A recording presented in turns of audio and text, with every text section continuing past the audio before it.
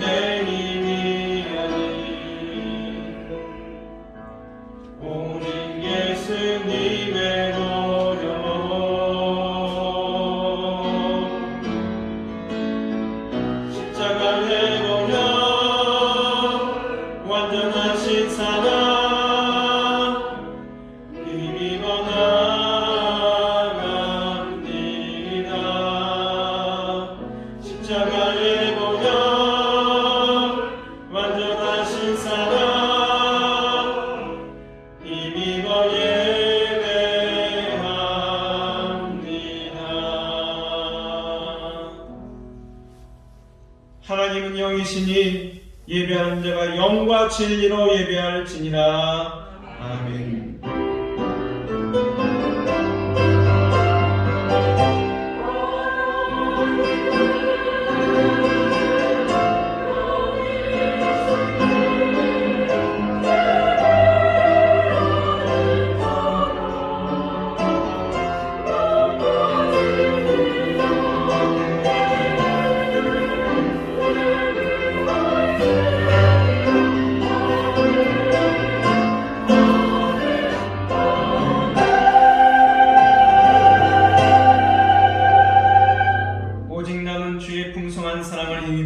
주의 집에 들어가 주를 경외함으로 성전을 향하여 예배하리이다.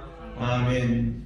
죄인들을 구원하시려고 독생자를 이 땅에 보내주신 하나님 아버지, 베풀어 주신 그 큰 사랑과 은혜를 생각하며 성전으로 올라와 예배를 올려드립니다. 마음이 상한 자를 가까이 하시고 중심에 통해한 자를 구원하신다고 약속하신 대로 지난 한 주간의 삶에서 지치고 상한 저희들의 몸과 마음을 있는 그대로 받아 주시옵소서. 이 예배를 통하여 새 힘을 얻게 하시며 강건한 모습을 회복하게 하여 주시옵소서. 예수님의 이름으로 기원하옵나이다. 아멘. 찬송가 64장 함께 부르시겠습니다. 64장입니다.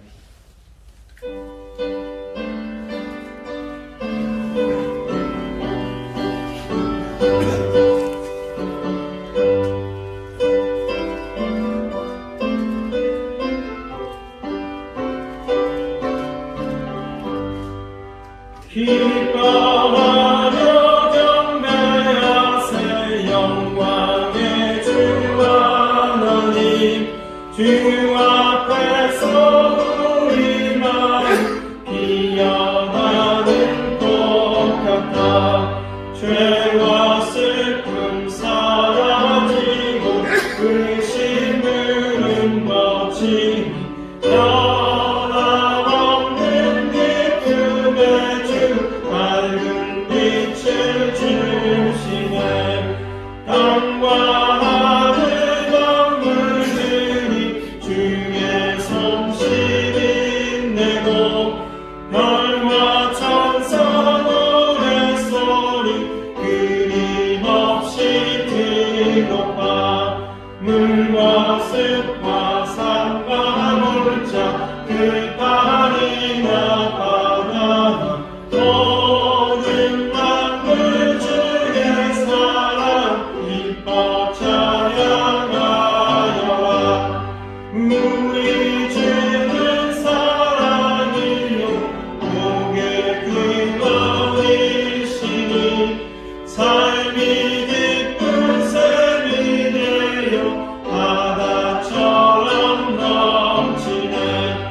나눠지며 살아가는 우리 모든 영생 서로 살아가게 도와주시옵소서. 새벽별의 노래 따라 힘찬 찬송 들으니 주의 사랑 주리 되어 한만 내게 하시네. 노래하며 행진하여 싸움에서 이기고 승전가를 높이 불러 주께 영광 돌리세.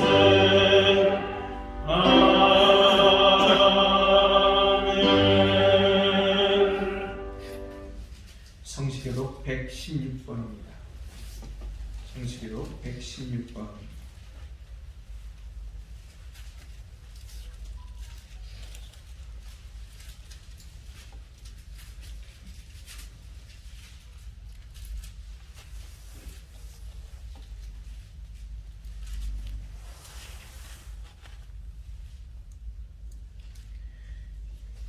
성시교독 116번. 이새의 줄기에서 한 싹이 나며 그 뿌리에서 한 가지가 나서 결실할 것이요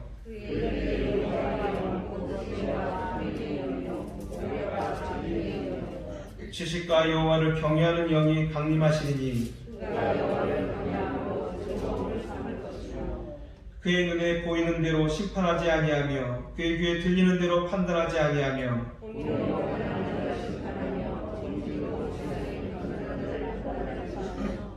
그의 입에 막대기로 세상을 치며 그의 입술의 기운으로 악인을 죽일 것이며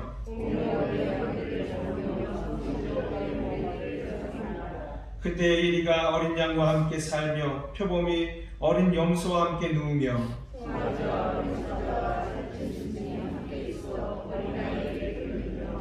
암소와 곰이 함께 먹으며 그것들의 새끼가 함께 엎드리며 사자가 소처럼 풀을 먹을 것이며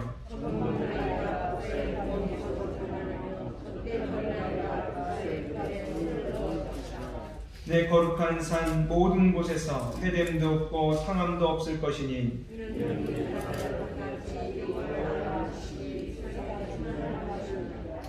그날에 이새의 뿌리에서 한 싹이 나서 만민의 기치로 설 것이요 열방이 그에게로 돌아오리니 그가 거하는 곳이 영화로우리라. 아멘. 이 시간 찬양의 기도를 하나님께 올려드리겠습니다. 한 주간 저희들에게 생명의 말씀을 주셨지만 말씀을 잊은 채 행하지 못한 채 심지어 말씀 없이 살다가 하나님 앞에 섰습니다. 하나님께서는 하나님의 자녀요 하나님의 백성인 우리와 늘 영적 소통을 하며 살기를 원하셨습니다. 그러나 저희들은 어느 순간부터 하나님께 구하고 아랠 뿐 하나님의 음성을 들으려 하지 않았습니다. 알고 있었지만 몸에 익어버린 관성 탓에 다시 시작하지 못했습니다. 뿐만 아니라 하나님은 사랑의 하나님이라며 하나님을 두려워할 줄 아는 경외하는 마음도 잊은 채 살아왔음을 고백합니다. 이제 첫 마음, 첫 믿음으로 하나님의 마음을 깨닫고 그 마음을 따라 하나님과 소통하는 삶을 다시 시작하게 하시고 하나님을 사랑하기에 진정으로 두려워하는 경외하는 신앙을 가진 자 되게 하옵소서. 이 시간 말씀대로 순종하지 못한 우리의 죄들을 하나님께 고백하며 용서함을 구하는 참여 기도를 함께 올려드리겠습니다.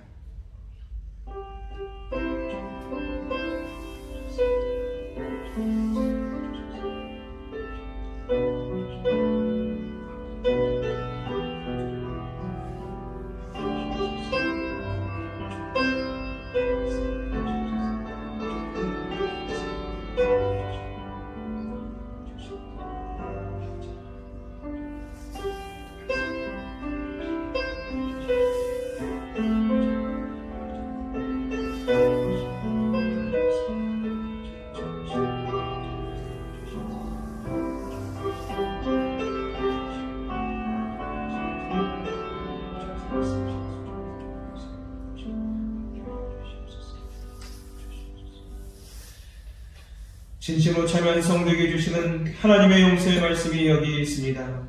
여호와께서 말씀하시되 오라 우리가 서로 변론하자. 너희 죄가 주홍 같을지라도 눈과 같이 이어질 것이요 진홍같이 붉을지라도 양털같이 희게 되리라. 아멘. 다 함께 사도신경으로 우리의 신앙을 고백합니다.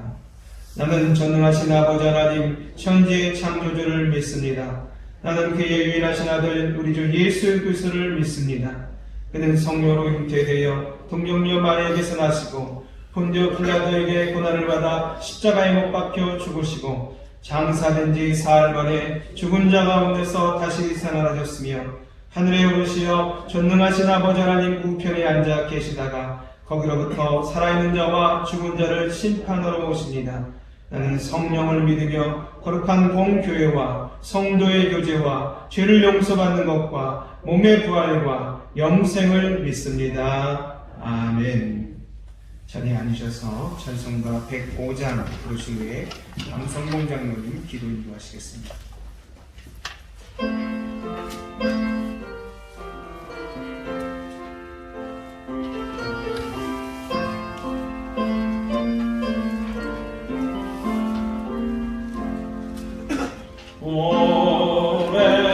오랫동안 기다리던 주님 강림하셔서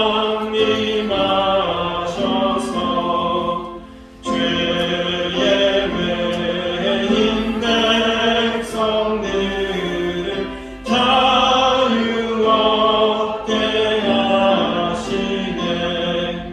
주는 우리 소망이요 힘과 위로 되시니 오래 기다리던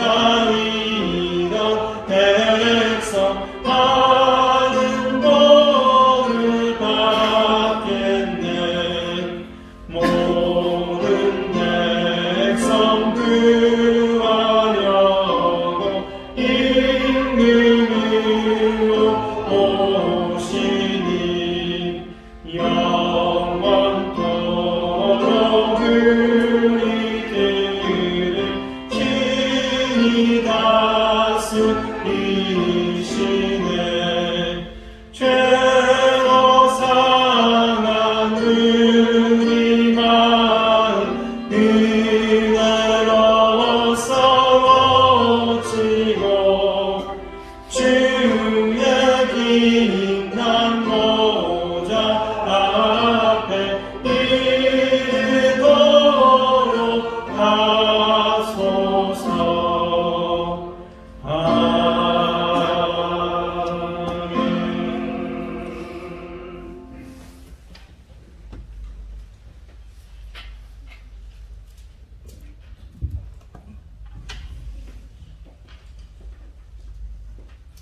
역사를 주관하시는 하나님, 2020년도 저물어 갑니다. 독생자 예수 그리스도께서 탄생하신 거룩한 계절을 저희들에게 주시니 감사드립니다. 어둠이 가득한 이 땅에 참 빛이 되셔서 하나님과 막힌 담을 허시고 평강의 왕으로 오신 주님을 이 시간 찬양합니다.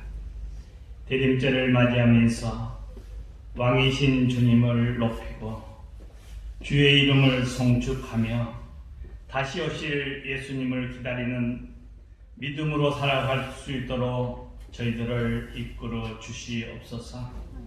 저희를 위해서 하늘 영광을 부리시고 가장 낮은 자리로 이 땅에 오신 사랑의 주님, 저희들도 형제 간에, 교우 간에, 세대 간에, 지역 간에 미움과 갈등을 물리쳐 주시고 주 안에서 서로 사랑하며 포용하는 마음을 주옵소서. 이제는 세상 유행과 시류에 따라 높고 화려함으로 살기보다는 가장 낮은 곳으로 찾아오신 주님처럼 이웃의 시린 손을, 차가운 손을 잡아주는 그리스도인으로서 살게 하옵소서. 하나님 아버지, 일찍이 저희한테를 세우시고 지금까지 인도하신 하나님 감사합니다. 지난 발자취를 돌아보니 모두 하나님의 은혜였습니다. 코로나의 어려움 속에서도 우리 교회를 지켜주시니 감사합니다. 저희들 복음의 빛인 자로 살게 하시고 세상에서 구별된 거룩한 교회로 주님의 칭찬받는 교회로 나아가기 원하오니 저희들을 성령님께서 이끌어 주시옵소서. 이제 남은 2020년을 마무리하면서 주의 말씀에 더욱 든든히 서서 세상의 어떤 풍조와 상황 속에서도 흔들리지 않게 하시고 신앙의 진보를 이루어 귀하게 쓰임받는 저희 조양교회 되게 하시옵소서. 하나님 아버지, 이 시간 질병으로 또한 생활의 어려움으로 근심 걱정된 일로 고통받는 자에게 긍휼을 베풀어 주시옵소서. 주님 주시는 평안을 주시옵소서. 하나님 위로해 주시고 하나님 능력을 나타내 주시옵소서. 오늘도 우리를 생명의 강가로 인도하시는 하나님, 말씀을 전하시는 김기한 담임 목사님을 성령으로 충만케 하셔서 우리 영을 시간 새롭게 하옵소서. 이 시간 믿음으로 결단하고 승리하는 저희들 되게 하옵소서. 호산나 찬양대 믿음의 고백으로 주의 이름을 높여 드리오니 주님 영광 받아 주옵소서. 오늘의 예배를 주님 영광 받으시고 저희들에게 은혜가 충만한 시간으로 주님 인도하옵소서. 예수님 거룩하신 이름으로 기도드리옵나이다. 아멘.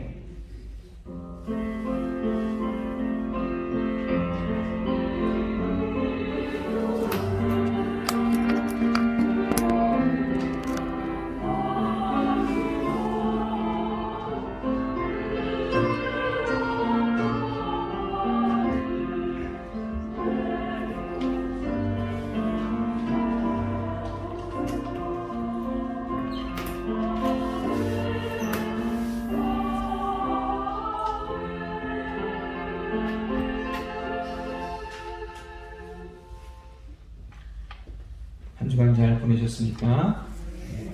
네. 우리 같이 옆에 예배를 나누도록 하겠습니다. 하나님의 은혜가 여러분과 함께하기 원합니다. 찬양대와 함께하기 원합니다. 장로님들과 성도님들과 함께하기 원합니다. 교회 소식 전해드리도록 하겠습니다. 오늘은 대림절 두 번째 주일로 지킵니다. 예배 후에 서리집사 교육이 있습니다. 우리 본당에서 모이려고 했는데 인원수가 가능해서 우리 당회실로 모이셨으면 좋겠습니다. 저와 함께 내려가실 테니까 우리 같이 교육받으시는 분들은 자리에 남아 주시기 바랍니다. 구역장 모임이 오늘 오후 찬양 예배 후에 본당에서 있습니다. 거의 1년 만에 한 번 모이는 것 같습니다. 우리 구역장님은 반드시 참석해 주시고 각 구역 편성에 관련돼서 또 몇 가지 사항들에 대해서 하려고 하니까 우리 구역장님들은 반드시 오후 찬양 예배 후에 본당에 남아 주시기 바랍니다. 정기당회가 오후 찬양 예배 후에 당회실에서 있습니다. 구역장 모임 다음에 모임을 갖도록 하겠습니다. 다음 주에는 재직총회가 있습니다. 오후 찬양 예배 후에 본당에서 또 있는데요. 그 사이에 코로나로 인한 여러 가지 영향들이 있다면 여러분에게 다 알려드리도록 하겠습니다. 우리 혹시 코로나 때문에 여러 가지 계획했던 행사가 변경이 되거나 바뀌면 문자로 공지를 드리거나 구역장님을 통해서 다 연락을 드리겠습니다. 먼저 이렇게 예배를 안 드리겠지 이렇게 생각하지 않으셨으면 하고요. 그 외에 저희가 연락드리지 않으면 새벽 기도의 수요, 금요가 항상 있다는 사실을 잊지 마시고 평상시대로 참여해 주시되 우리 방역수칙을 잘 지켜주시기 바랍니다.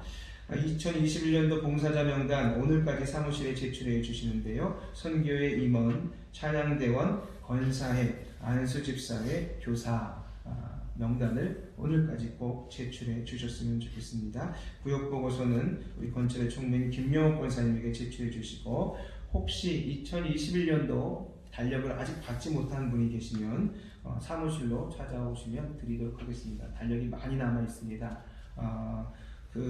혹시 사업장에도 필요하시고 또 다른 곳에도 필요하시면 드리도록 할 테니까 사무실로 오셔서 받아가시기 바랍니다. 저희는 알지 못하는데 수요 기도에 참석하시는 분들은 이 새로 부임한 서경은 반지자님을 보았습니다. 여러분, 저희가 주보로 보고를 드립니다. 이제 수요 반지자 서경은 반지자가 오셔서 함께 찬양하고 또 함께 연주해주고 있습니다. 혹시 수요 기도회 때 보시면 조양교회 식구로서 잘 맞아주시고 또 격려해 주셨으면 좋겠습니다. 교회 청소와 방역을 매주 토요일 오전 10시에 합니다. 함께 참여하셔서 도우시면 저희가 더 즐겁게 참여할 수 있을 것 같습니다. 많은 참여 바랍니다. 나머지 내용들은 주보를 참조해 주셨으면 좋겠습니다. 이상입니다. 하나님께서 오늘 우리에게 주신 말씀 역대하 24장 15절에서 22절까지의 말씀입니다. 역대하 24장 15절에서 22절까지의 말씀입니다. 구약성경 697면에 있습니다.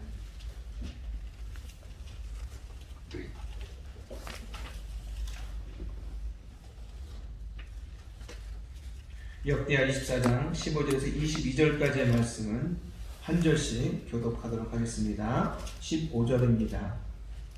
요야다가 나이가 많고 늙어서 죽으니 죽을 때에 130세라.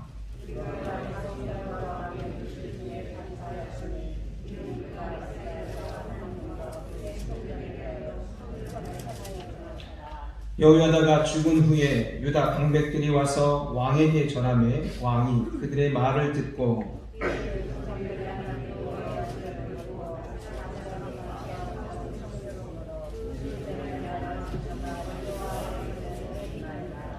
그러나 여호와께서 그들에게 선지자를 보내사 다시 여호와에게로 돌아오게 하려 하심에 선지자들이 그들에게 경고하였으나 듣지 아니하니라.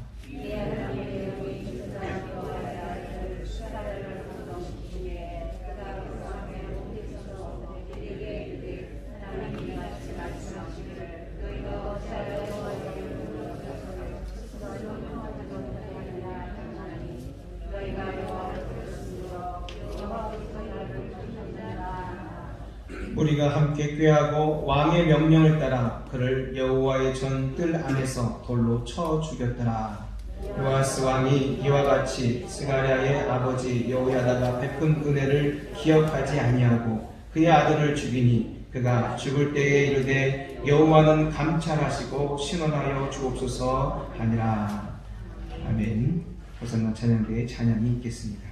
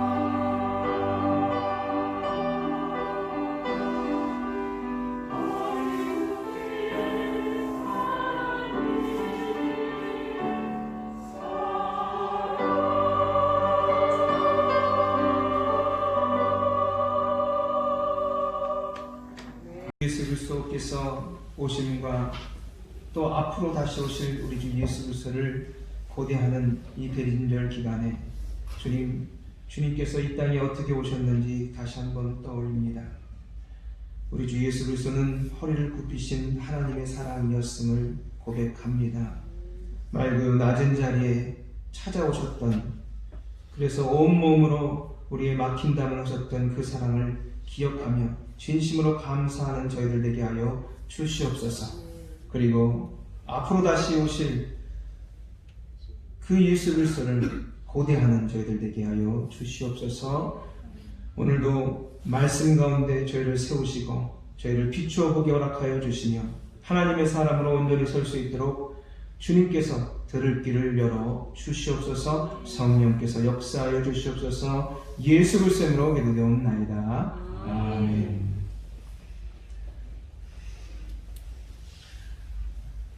오늘 역대하 24장 15절에서 22절의 말씀을 가지고 실패한 신앙이라고 하는 제목으로 은혜를 나누기 원합니다. 유대인들은 기쁜 날만 아니라 영광스러운 날만 아니라 패배의 날, 굴욕적인 날도 기념한다고 합니다. 그들이 세계에 아주 우수한 민족으로, 지혜로운 민족으로 인정받는 데는 다 이유가 있습니다. 실제적으로 그들의 이 600만이 학살되어간 역사관에 가면 굳이 저것까지 전시를 해야 되나 싶을 정도로 아주 자기의 민족들이 잔인하게 죽어간 것들을 놓았습니다. 뽑힌 이빨, 머리카락, 그리고 달라붙은 신발, 남루한 옷들, 그리고 불에 뒤엉켜서 죽어간 사람들의 시체들, 그 말라 비틀어져 있는 형상들 말이죠. 그렇게 실패를 통해서 무엇인가 얻으려고 하는 그들의 고심이 보일 수 있습니다. 그들은 말합니다. 실패만큼 좋은 스승, 좋은 학교는 없다. 그렇게 이야기합니다. 어느 누구도 밤이 아니고는 별을 볼 수 없습니다. 누구도 비를 거치지 않고는 무지개를 맞이할 수 없습니다. 그 누구도 겨울을 지나지 않고는 봄을 맞이할 수 없습니다. 실패로 인해 어떤 사람은 폐인이 되지만 어떤 사람은 실패로 인해 그것을 밑거름 삼아 성공을 이룹니다. 우리는 실패 속에서 피하고 싶고 직면하기 싫은, 그리고 부정하고 싶은 그런 부정적인 면들에 빠져들 것이 아니라 그의 암울함 속에 외치시는 하나님의 음성을 만나야 합니다. 하나님은 성경에서 나오는 수많은 실패자들, 아브라함, 모세, 다윗, 베드로 등을 마침내 승리로 이끈 분이십니다. 실패 속에서도 우리는 너무도 우리를 사랑하셔서 돕고 싶어 하시는 하나님이 계심을 알아야 한다 말입니다. 오늘 읽었던 말씀은 이스라엘이 남북으로 나뉘었던 시절이었습니다. 남유다의 독특한 왕이 있었는데 그가 바로 7대 왕입니다. 그 7대 왕은 여자왕, 아달랴 여왕. 남유다는 그녀가 왕이었던 것을 인정하기 싫어합니다. 하지만 그는 분명 남유다를 6년간이나 다스렸습니다. 아달랴는 자신의 남편 여호람이 왕이 되고 그리고 그의 아들 아하시아가 왕이 되었지만 이 통치 기간이 짧게 그들의 인생을 마감한 것에 대해서 만족할 수가 없었습니다. 남편도 왕이요, 아들도 왕이었지만 말이죠. 그의 속은 차지 않았습니다. 그래서 아들이 죽었다는 이야기를 들었을 때 다윗 집안을 끝내기로 마음을 먹습니다. 그리고는 온 곳을 돌아다니며 다윗 후손이라면 다 죽여버렸습니다. 그리고 새로운 왕가, 아달랴의 왕가를 이루었습니다. 그는 모든 것을 거머쥘 엄청난 권력녀였습니다. 그 피바람 속에 유일하게 살아남은 사람이 있었는데 그게 오늘의 본문에 나오는 주인공 중에 한 명인 요아스입니다. 그는요, 그의 누나 여호세바에 의해서 구출되어서 그의 매형인 여호야다 대제사장에 의해서 성장합니다. 결국 매형이었던 이 여호야다 대제사장은 할머니 아달랴로부터 정권을 되찾아오고 그리고 요아스라고 하는 이 어린 왕을 왕으로 세우게 됩니다. 요아스 왕은 7살에 왕이 되어서 죽을 때까지 40년간 남유다를 다스렸습니다. 그가 왕자에 앉아있을 동안 그를 옹립하고 키워줬던 이 매형이자 대제사장인 여호야다가 살아있는 동안에는요, 아달랴가 그리고 그의 무리들이 파괴한 성전을 복구하고 나라를 견고하게 세워나가는 소위 하나님을 잘 섬겨서 복받은 왕이었습니다. 그런데 대제사장 여호야다가 죽으면서 큰 문제가 드러납니다. 우리 17절, 18절 한번 읽어보도록 하겠습니다. 17절, 18절입니다. 시작! 여호야다가 죽은 후에 유다 방백들이 와서 왕에 대해 절하매 왕이 그들의 말을 듣고 그의 조상들의 하나님 여호와의 전을 버리고 아세라 목상과 우상을 섬겼으므로 그 죄로 말미암아 진노가 유다와 예루살렘에 임하니라.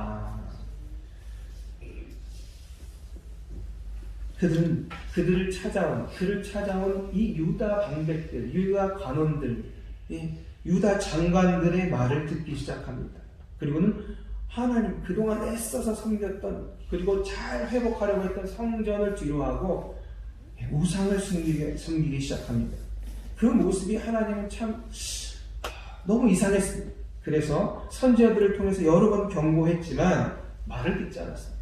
그래서 하나님이 하나를 생각해낸 게 있습니다. 좋다. 그래. 얘의 말이라면 들을 거야. 라고 생각한 사람이 다름이 아니라 이 매형되는 대제사장 여호야다의 아들 사가랴였습니다.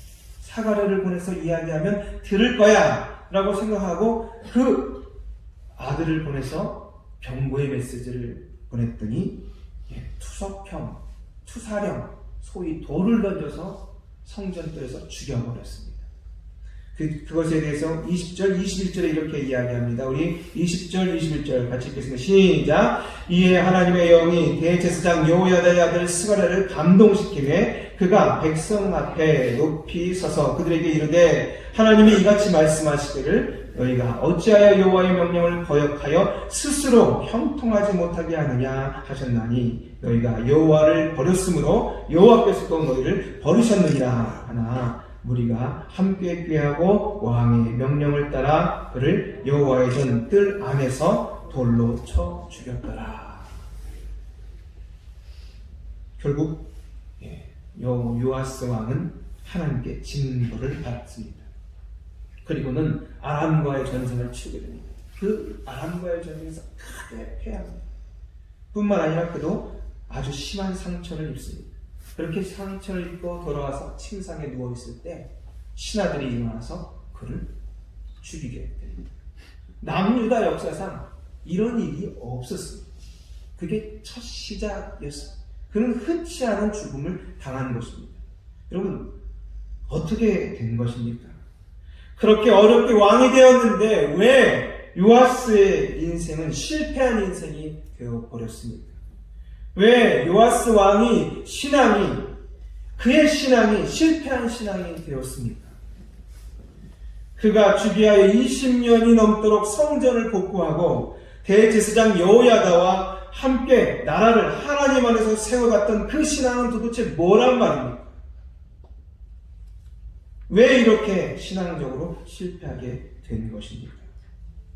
그것에 대해서 오늘 본문은 이렇게 그 이유를 증언하고 있습니다. 22절 같이 읽겠습니다. 22절 시작! 요아스 왕이 이같이 스가랴의 아버지 여호야다가 베푼 은혜를 기억하지 아니하고 그의 아들을 죽이니 그가 죽을 때에 이르되 여호와는 감찰하시고 신원하여 주옵소서 하니라. 스가랴의 아버지 여호야다가 베푼 은혜를 기억하지 아니하고 무슨 말입니까? 은혜를 기억하지 않았다. 은덕을 저버렸다. 이 말은 무슨 말입니까? 은혜를 제대로 알지 못했다. 진정한 은혜를 깨닫지 못했다 하는 말. 진정한 은혜를 알았다면 그렇게 행동할 리가 없었습니다. 여러분 여기서 이 은혜는 말이죠, 여호야다에게 입은 은혜만을 말하는 것이 아닙니다. 여호야다의 은혜를 저버리는 것은 그를 움직인, 여호야다를 움직인 하나님의 은혜를 모르기 때문입니다. 하나님의 은혜를 모르는 자는 사람의 은혜도 모릅니다. 잊어버립니다. 저버립니다. 그래서 무엇보다도 하나님의 은혜를 아는 것이 중요합니다. 그래야 옆에 있는 사람의 도움에 진심으로 감사할 줄 알기 때문입니다. 왜 하나님의 은혜를 깨닫는 것이 중요합니까? 여러분 한번 따라해 보겠습니다. 은혜를 모르면 자기 객관화에 실패한다. 이게 무슨 말입니까? 다시 해보겠습니다. 은혜를 모르면 자기 객관화에 실패한다. 여러분, 은혜를 모르면요, 자기를 객관화하는데 실패합니다. 은혜를 모르면 자신이 어떤 존재인지도 알지 못합니다. 은혜를 모르면 나와 함께 하신 하나님이 어떤 분인지도 알지 못합니다.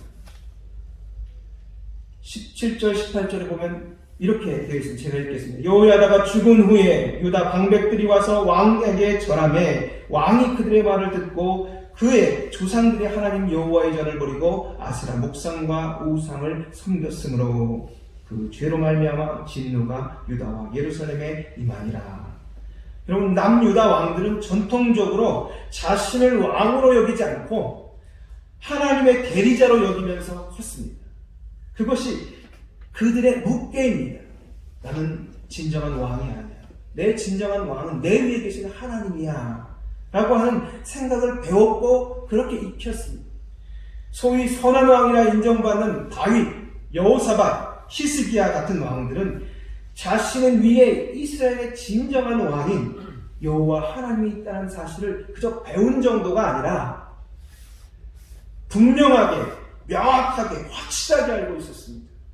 그래서 그들은 큰 적이 몰려올 때마다 하나님, 당신의 백성을 어떻게 하라고 이렇게 두십니까? 하고 외쳤습니다. 내 백성이 아니야. 당신 하나님의 백성들을 어떻게 하시려고 이렇게 하십니까? 하고 간절하게 부르짖고 기도했습니다. 거기에 하나님은 응답하셔서 기적 같은 역사를 이루어내셨고 그들로 하여금 승리하게 하셨습니다. 물론 이들도 실수가 있고 허물이 있는 사람들, 완벽하지 않습니다. 그러나 그들은 분명하고 명확하고 확실한 은혜의식 때문에 하나님의 은혜와 복을 받아 칭송받는 왕들이 되었습니다. 그러나 요아스 왕은 여호야다가 죽자 유대의 관리들, 장관들이 찾아와 충성을 맹세하면서 그를 부추깁니다. 이제 당신이 왕입니다. 이제 당신이 최고입니다. 당신이 최고 권력자입니다. 그는 그들의 마음을 얻으려고 그동안 심혈을 기울여서 복구했던 하나님의 성전과 하나님을 버리고 우상을 숭배하기 시작합니다. 그는요, 여호야다의 은혜를 우선하는, 그보다 앞선 하나님의 은혜를 모르는 자였습니다. 은혜는 자신을 객관적으로 바라보게 합니다. 은혜는 하나님을 객관적으로 바라보게 합니다. 은혜는 자신과 하나님을 객관적으로 바라보게 하는, 바라보면서 깨닫는 이 깨달음, 사고방식, 그런 의식을 뜻합니다. 자신을 객관적으로 바라보는 게 뭐냐고요? 여러분, 이런 겁니다. 나를 바라볼 때 나도 알고 남도 아는 면이 있습니다. 그죠? 남들은 전혀 모르는 나만 아는 면이 있습니다. 또 다른 면이 있죠. 남들은 다 아는데 자기만 모르는 면이 있습니다. 자기는 굳고 그렇지 않다는 겁니다. 남들은 다 그렇게 알고 있습니다. 또 하나의 면이 있습니다. 남도 모르고 나도 모르는 면이 있습니다. 여러분, 그렇게 자기를 객관적으로 바라보는 그렇게 자기를 알아가요. 여러분, 성숙하다는 것이 무엇입니까? 성숙하다는 것은 나 자신의 모르는 면을 최대한 많이 알고 여기에 대처할 때 그를 소위 성숙하다, 어른이다 이렇게 말하는 것입니다.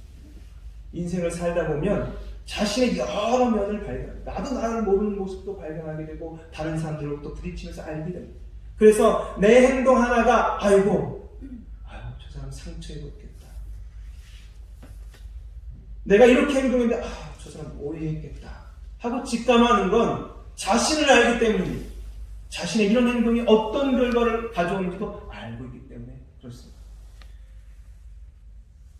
자기가 무슨 짓을 하고 있는지 모르는 것은 미성숙하기 때문에 그런 거죠. 아이들은 자기가 무슨 짓을 하는지 모릅니다. 여러분, 나이가 되었는데도, 나이가 많은데도 모르고 그랬어요. 여러분, 미성숙한 것입니다. 자기를 객관하지 않는 자는 미성숙합니다. 하나님 앞에서 우리 자신을 객관적으로 바라볼 때 깨닫게 되는 것이 은혜입니다. 언제 우리는 진정한 자신을 보게 되는 것입니까? 언제 이 자신을 보게 되는 겁니까? 죽을 때입니다. 죽었다가 살아난 사람들이 하나같이 말합니다. 자기는 누워있는데 무엇인가 빠져나오고, 그리고는 누워있는 나를 보는 것입니다.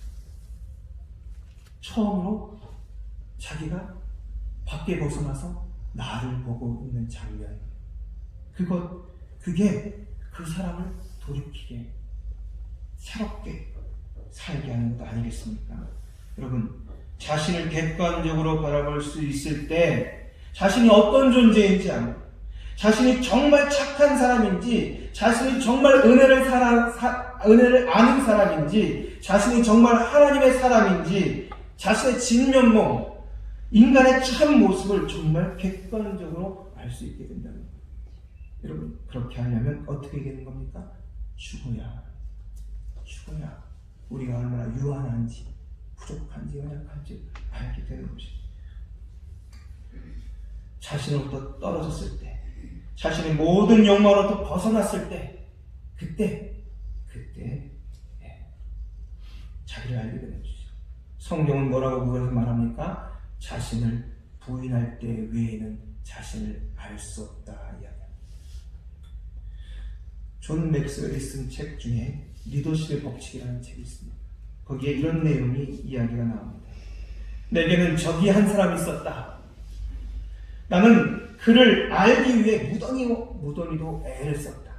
그는 내가 어디로 가든지 나의 발길을 피해 얼굴을 보이지 않았고, 나의 계획을 방해했고, 나의 목표를 좌절시켰으며 나의 앞길을 가로막았다.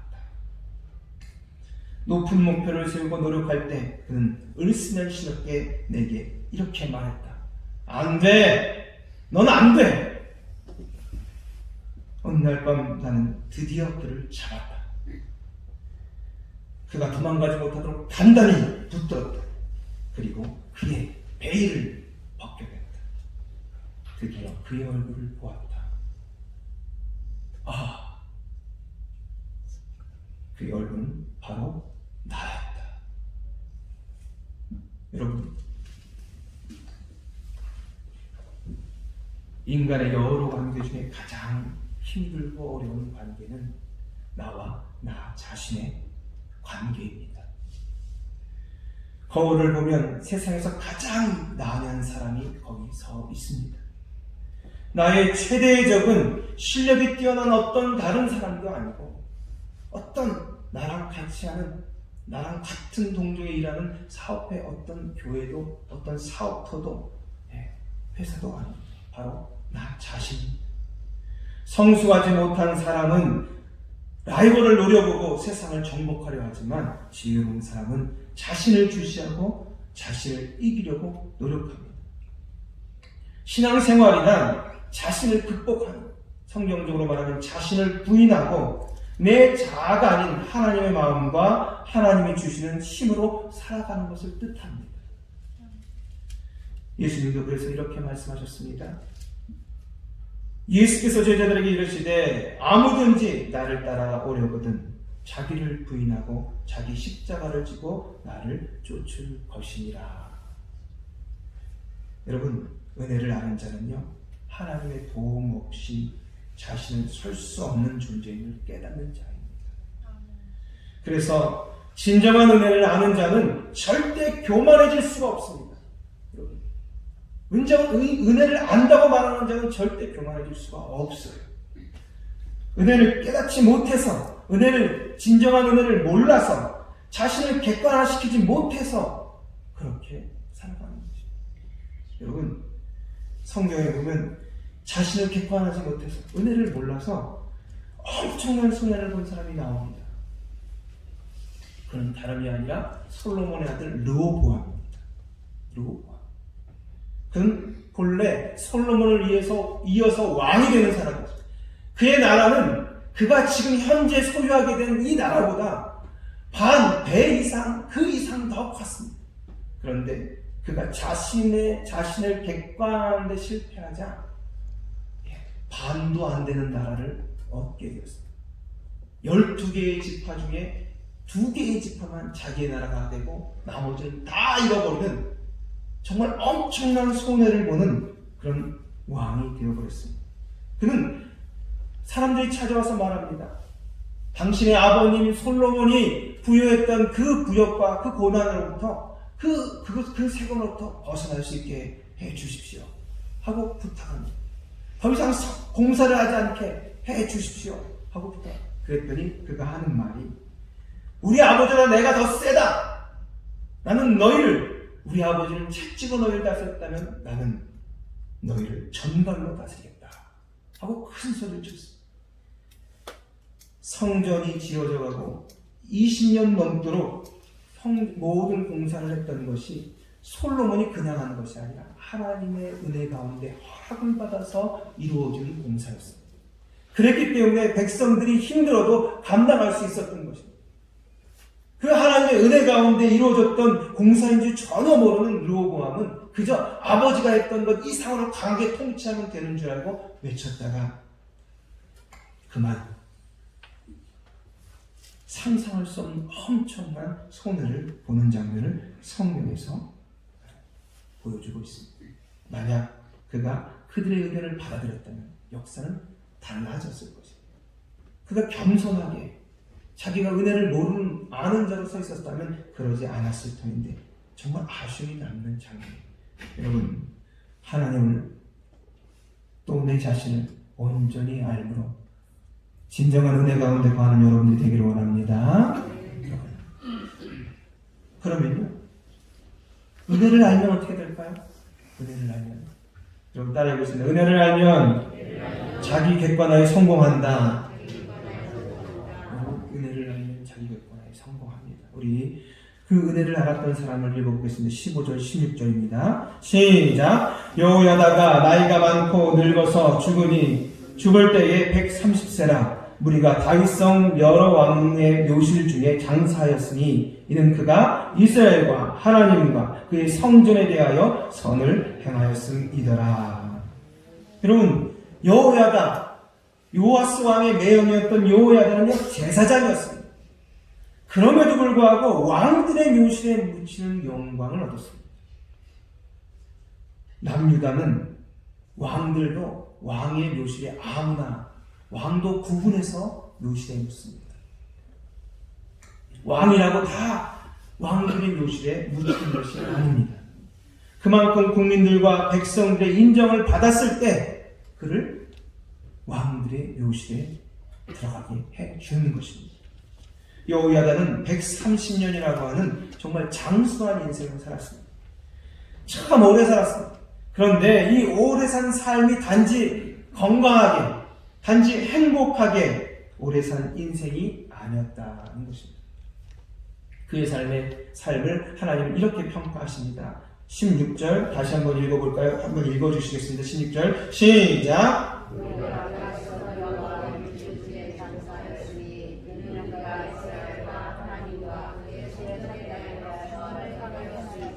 네, 그의 인생은요 평생 나라와 여호와 하나님과 성전에 대해서 선하게 좋은 일만 했다고 평가하고 있습니다.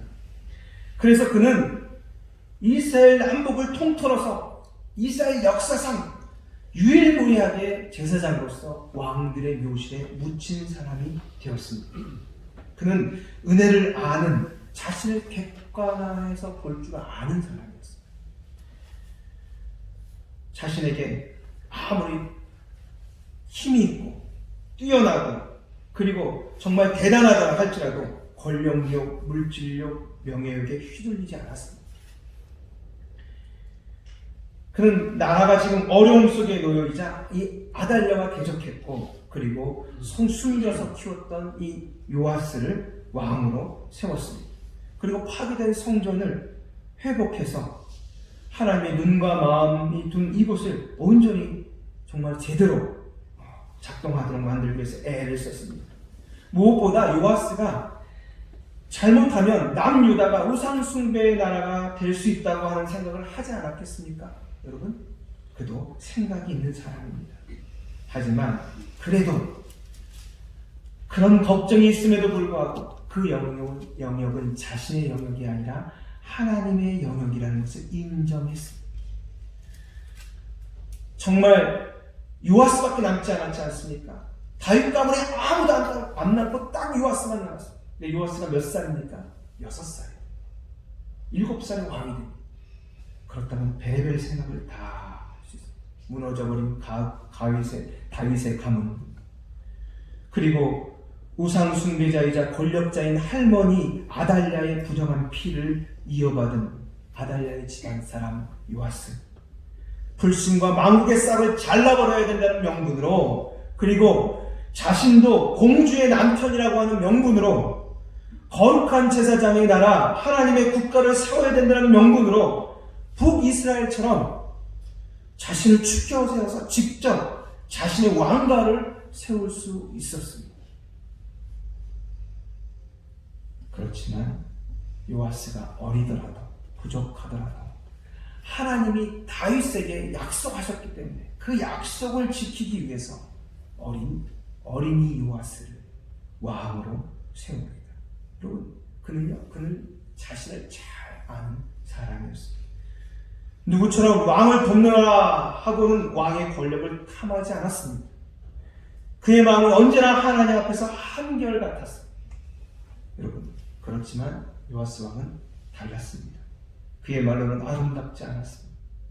성경은 역대하 24장 25절에 그의 신앙의 실패로 인한 인생 실패를 이렇게 전하고 있습니다. 요아스가 크게 부상하며 적군이 그를 버리고 간 후에 그의 신하들이 제사장 여호야다의 아들들의 피로 말미암아 반역하여 그를 그의 침상에서 쳐 죽인지라. 다윗성에 장사하였으나 왕들의 묘실에는 장사하지 아니하였더라. 오히려 그가 왕임에도 불구하고 전쟁에 나가서 죽도록 싸웠음에도 불구하고 그는 왕들의 묘실에 들어가지 못했습니다. 그저 다윗성에 장사되었습니다. 그렇게 그는 하나님의 마음에서 잊혀가듯 사람들의 내리에서도 사라져갔습니다. 그러나 여호야다는 영원히 백성들과 남유다에 영원히 남았습니다. 심지어 하나님께도 참으로 그리운 존재가 되었습니다. 여러분, 대림절은 이 땅에 낮은 자로 오신 예수 그리스도의 탄생을 감사하고 다시 심판주로 오신 예수 그리스도를 고대하는 기간입니다.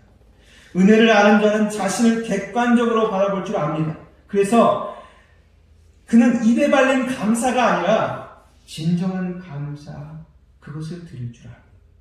자신을 객관적으로 바라볼 줄 알기 때문에 그렇습니다. 은혜를 아는 자는 위대하신 하나님의 놀라운 은혜를 알기에 그는 하나님과 사람 앞에 겸손할 수밖에 없는 자신을 아는 자입니다. 이 대림절 기간 예수님의 사랑이 얼마나 감격하게 하는지, 하나님의 은혜가 얼마나 크고 놀라운지를 깨달아서 겸손히 엎드려 경배하며 가슴으로부터의 감사를 올려드림으로 성공하는 신앙으로 한 걸음 더 나아가는 저와 여러분이 되기를 예수님으로 축복합니다. 기도하시겠습니다. 하나님 아버지, 감사합니다. 저희가 은혜를 아는가? 우리의 신앙은 성공을 향해 달려가고 있는가? 진정 성공하는 신앙인가를 돌아보았습니다. 하나님, 은혜를 아는 자는 자신을 객관적으로 바라볼 줄 압니다. 그래서 하나님 앞에 겸손해질 수밖에 없음을 다시 한번 고백하는 자임을 압니다. 하나님, 이 대림절의 기간을 보내면서 예수님의 사랑이 얼마나 감격하게 하는지, 하나님의 은혜가 얼마나 크고 놀라운지를 깨닫는 저희들 되게 하여 주시옵소서. 예수 그리스도 이름으로 기도합니다. 아멘. 찬송가 122장 모시고 기도하는 시간 갖도록 하겠습니다. 122장입니다.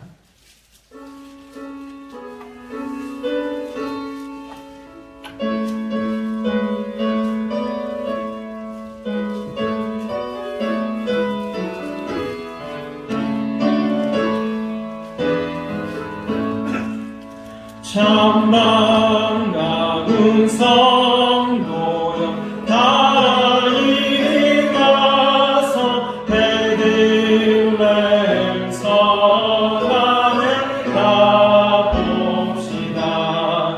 저 그육의 분이신 아기를 보고 엎드려 절하세 엎드려 절하세 구주나셨네. 저 천사여 찬송 높이 들어서 이 광활한 천지에 누리어라. 주 하나님 앞에는 영광을 돌려 엎드려 절하세 엎드려 절하세 엎드려 절하세 구주 나셨네. 이 세상에 주께서 탄생할 때에 참신과 참 사랑이 되시려고 저 공정 영원에서 나시었으니 엎드려 절하세 엎드려 절하세 엎드려 절하세 구주 나셨네. 여호와의 말씀 유시느니라. 날 구원할 구주가 되셨구나. 늘 감사한 찬송을 주 앞에 드려 엎드려 절하세 엎드려 절하세 엎드려 절하세 구주 나셨네.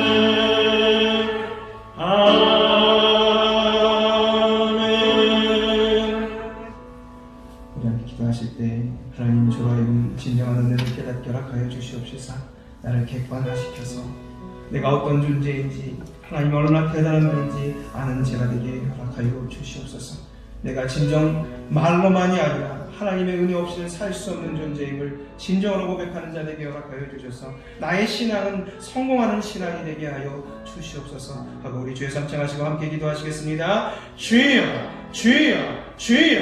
하나님 아버지 우리 가운데 하나님께서 함께하여 주시옵소서. 오늘도 하나님 앞에 나온 저희들 가운데 역사하여 주셔서 하나님 아버지 우리의 신앙을 돌아봅니다. 우리의 신앙은 하나님 성공을 향하여 한 발 더 나아가고 있는지 하나님 아버지 정말로 우리의 신앙은 성공하는 신앙인지 하나님 돌아보게 허락하여 주시옵소서. 하나님 은혜를 안다 말하지만 진정한 은혜를 알기에 하나님 아버지 나를 내가 어떤 존재인지 하나님 얼마나 대단하며 얼마나 놀라운 은혜 가운데 내가 놓여 있는지를 하나님 알며 하나님 앞에 정말로 겸손한 자로 서 있는지를 돌아보는 저희들에게 하나님께서 함께하여 주셔서 하나님 아버지 정말 입에 걸린 감사가 아니라 진정한 감사로 나아가게 하여 주시며 아버지 그 은혜를 깨닫고 알므로 말미암아 하나님께 더욱더 깊게 나아가는 저희들 될 수 있게 인도하여 주셔서 하나님께서 주시고자 말씀하셨던 은혜와 복 그것을 진정으로 받아들이는 저희가 될 수 있게 인도하여 주시옵소서.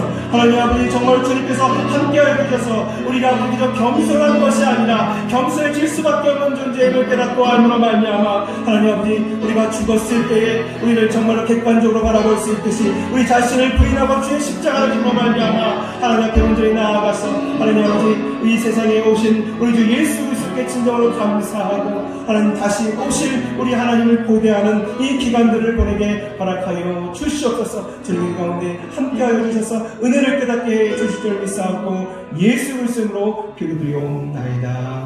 아멘.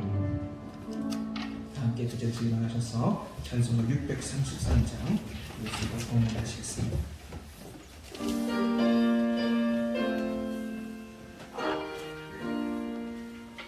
나의 하나님 나를 서서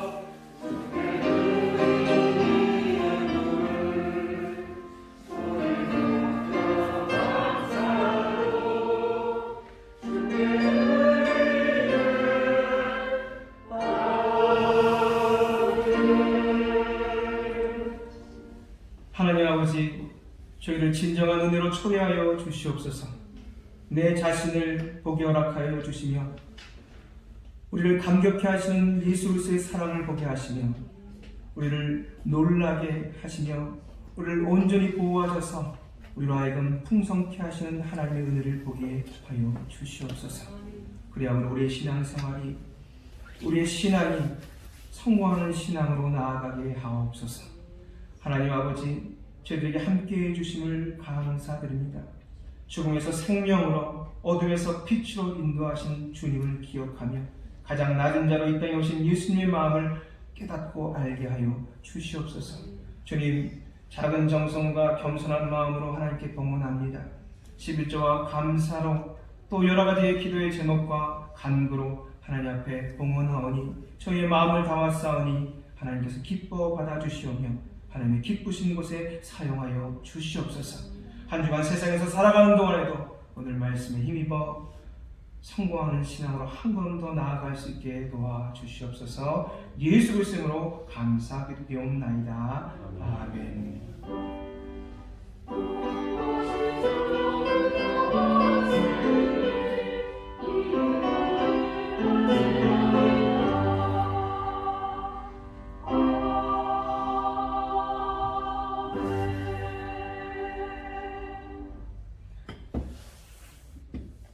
은혜를 진정으로 깨달읍시다 하고 우리 옆에 분이 인사하시겠습니다. 은혜를 진정으로 깨달읍시다. 우리 찬양하시고 축도를 마치겠습니다.